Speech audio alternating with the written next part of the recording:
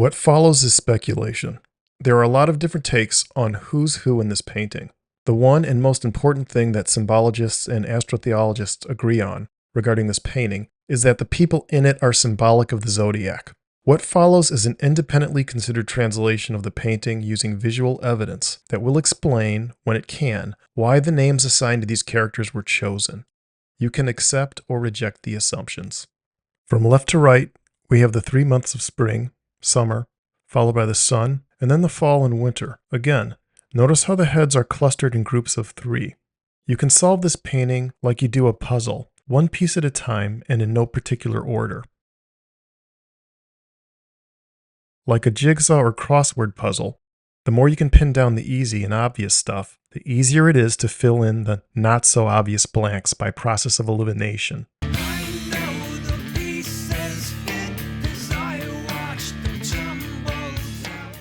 Since we know the calendar, as soon as we can identify 2 or more of Jesus' pals, we can identify the rest by order.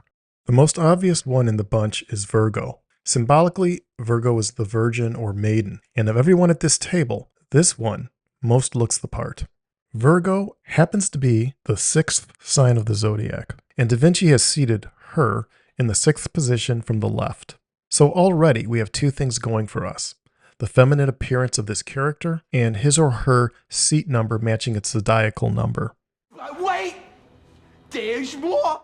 Numerologically, 6 is also associated with the feminine, while 9 is associated with the masculine. Okay, so let's all open up our Reading is Fun books to page 69. 69. The numbers 6 and 9 complement each other in the same way that yin and yang do, 2 symbols that look like their numerical equivalents. After reading Dan Brown's hit novel, The Da Vinci Code, some 20 years ago, like a lot of people, I was intrigued by that book's idea that Apostle number 6 was actually Mary Magdalene from the Bible. Obviously, that can't be the case unless Mary Magdalene is also Virgo, which, to my understanding, she is not. It's called scotoma. The mind sees what it chooses to see. Who is she? Of all these apostles or signs, this one is by far the one that most looks like a woman. That being said, there are a few other apostles, 5 to be exact, that Da Vinci has applied some feminine attributes to. This is because the signs of the zodiac are polarized by their masculine or feminine energetic orientation. The second most obvious apostle we can identify is Mr. Balance himself, Libra. This one was identified for me in a presentation by Santos Bonacci about 15 years ago, so credit goes to him. Libra is the scales, and it doesn't take a fine arts major to see that this person's posture stands out among the rest as depicting its zodiacal counterpart. If you remove Jesus from the count, since he's not one of the apostles, Libra appears to be sitting in position number 7, even though his head is in position number 8. This is a really important point. Da Vinci has pulled a little trick in 2 places in The Last Supper, where 2 different sets of apostles appear out of order by having their necks cross. The neck crossings happen with June and July, and September and October. All you have to do is look at where their heads are positioned relative to where their butts would be seated. It's not a huge hurdle, but it does confuse things a bit. Numerologically, Libra, being at position number 7, is also no accident.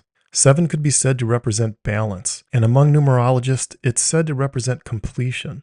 Going even deeper, I consider 7 as better understood as S-even, or the balancing of polar energies, with S standing as a prefix for energy, and even meaning even. Just some symbolic, numerological food for thought. The more you consider and meditate on numbers and letters, the more you'll notice interesting things about these characters and why they look the way they do. The third and final easy-to-spot apostle is the often maligned Judas, who is associated with Scorpio the Scorpion, a sign that starts in late October. Before I reveal it, can you spot which of these guys would best represent a stingy little scorpion?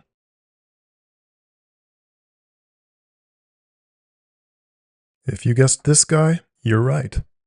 This is Judas Iscariot, the man who betrayed Jesus in the Bible and consigned him to his doom. If you wanted to speak on this astronomically, it just means that as the sun passes the Scorpion constellation each year, it serves as a kiss of death to Jesus, God's beloved Son in the sky. Credit to the late Jordan Maxwell for sharing this idea. Metaphorically or symbolically, this event could be creatively viewed as a betrayal, but in reality, it just means that when the sun passes the scorpion-shaped star cluster each year, it's not long before winter or the season of death. Thanks a lot, Judas. With these three pinned down, let's fill in the rest by order of months and see if things hold up.